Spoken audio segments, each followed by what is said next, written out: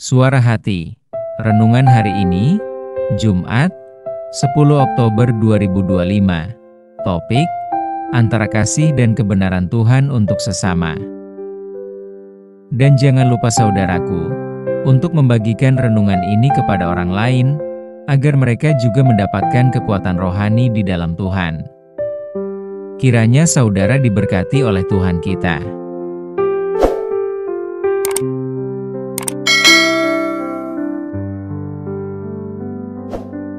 Nas renungan kita hari ini, Filipi 1 ayat 9, 10 dan 11, dan inilah doaku, semoga kasihmu makin melimpah dalam pengetahuan yang benar dan dalam segala macam pengertian, sehingga kamu dapat memilih apa yang baik, supaya kamu suci dan tak bercacat menjelang hari Kristus, penuh dengan buah kebenaran yang dikerjakan oleh Yesus Kristus untuk memuliakan dan memuji Allah. Saudaraku, mungkin kita dapat membayangkan sejenak, bila mana seorang teman datang kepada kita untuk meminjam sejumlah uang. Sebenarnya kita tahu, bahwa ia sedang berjuang untuk memenuhi kebutuhan hidupnya serta keluarganya.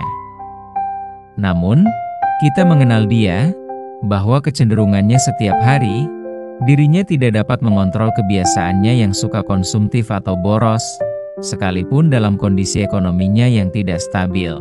Yang menjadi pertanyaan, kita sebagai temannya, apakah kita kira-kira akan memenuhi permintaannya? Saudaraku, pasti tidak semua orang dapat langsung mengambil keputusan yang tepat, jika sedang berhadapan dengan situasi seperti di atas. Pasti ada kegalauan yang muncul, yaitu antara hati ingin memberi dengan dorongan untuk menahan diri untuk tidak memberi.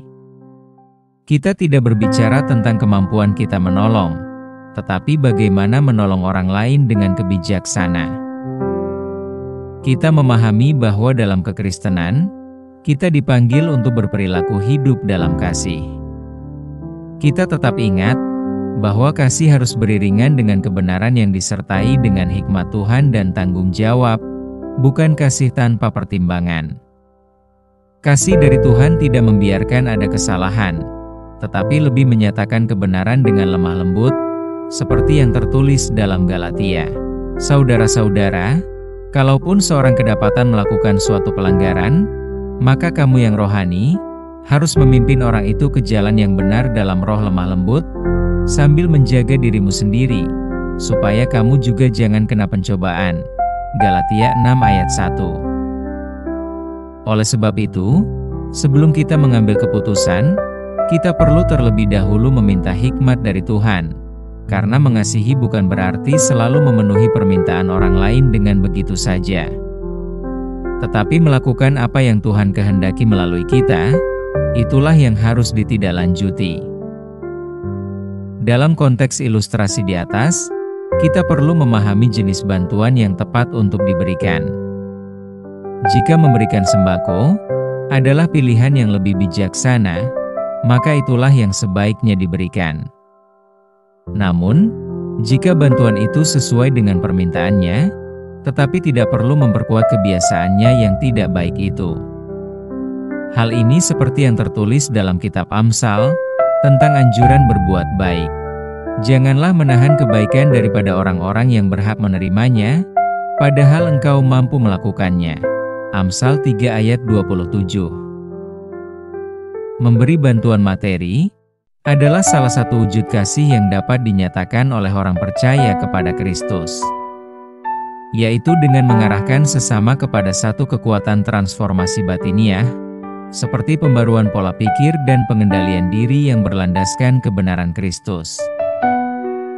Saudaraku, apapun bentuk bantuan yang kita berikan, ujung-ujungnya adalah untuk kemuliaan Tuhan saja, dan disampaikan dengan cara yang saat membangun kebersamaan, bukan memojokkan atau menonjolkan pribadian.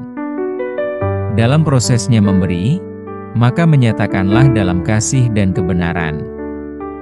Memberi bantuan dengan cara berdasarkan kehendak Tuhan memang tidak semudah kita berkata-kata, bahkan seringkali mengorbankan perasaan diri. Namun demikian, marilah kita belajar bagaimana kita menghadapinya bersama dengan Tuhan, sehingga perbuatan baik yang kita lakukan tidak menjadi kesalahan kepada orang yang kita bantu. Karena kasih tanpa perbuatan adalah sebuah kesia-siaan, artinya menolong orang lain belum tentu akan menolong mereka. Maka, sebagai anak Tuhan, marilah kita berkompromi kepada yang positif dan tidak kepada yang menyesatkan. Semoga roh Tuhan menyertai kita. Amin.